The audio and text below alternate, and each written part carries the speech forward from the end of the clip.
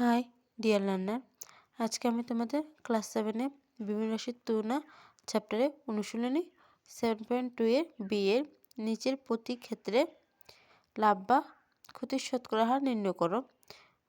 1 নম্বর অঙ্কটা করে দেব। একটি কলম 12 টাকা দিয়ে কিনে 15 টাকা বিক্রি করে। তাহলে এইখানে লাভ বা ক্ষতির শতকরা হার নির্ণয় করতে হবে আমাদের। কলমের ক্রয় মূল্য 12 টাকা, বিক্রি মূল্য 15 টাকা। শতকরা লাভ ইকুয়াল টু বিক্রি মূল্য মাইনাস ক্রয় মূল্য বাই ক্রয় মূল্য ইন্টু 100%।